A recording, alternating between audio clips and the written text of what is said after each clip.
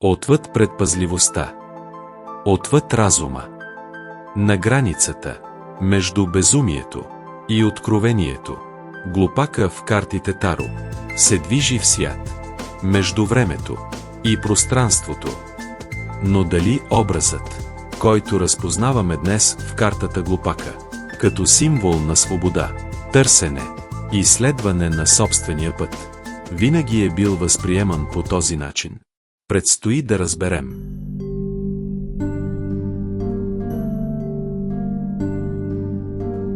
Най-ранното изображение на Глупака, с което разполагаме, е от тестето на Висконти Сфорца, поръчано от херцога на Милано през 1450 година.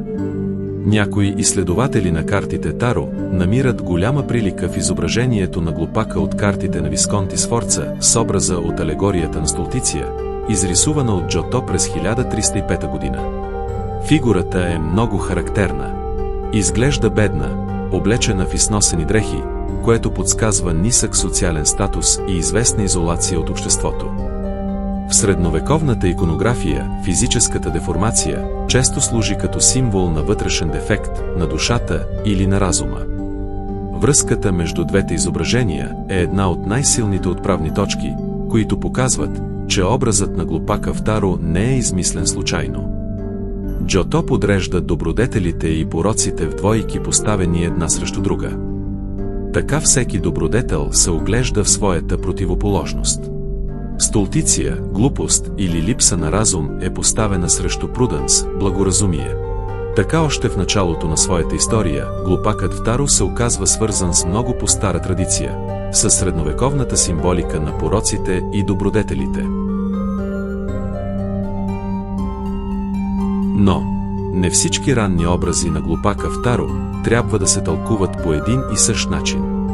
Ако при Висконти Сфорца той все още носи чертите на бедния, жалък и социално отхвърлен човек, то при Тарото на Десте вече се открива друга линия. Тук Глупакът не изглежда като безпомощен нещастник, а по-скоро като придворен шут. Това се вписва и в историческия контекст на Ферара, където подобни фигури са били добре познати и дори са се радвали на особено положение.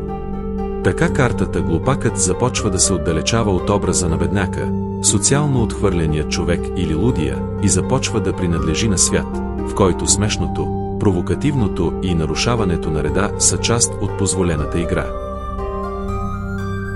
В марсилското Таро образът на Глупака вече започва да се оформя онази фигура, която по-късно ще разпознаем като безгрижния пътешественик. При Уейт Глупакът вече не е образ на социална нищета или унижение. Той се превръща в символ на свободния дух, човек, който върви по своя път, доверява се на вътрешния си импулс и не позволява напълно да бъде оформен от обществените норми. Тук Глупакът вече не стои в страни от света, защото е отхвърлен. Той се отделя от него по собствен избор. Това е неговата метаморфоза. Пътят от изгнанника до свободния човек.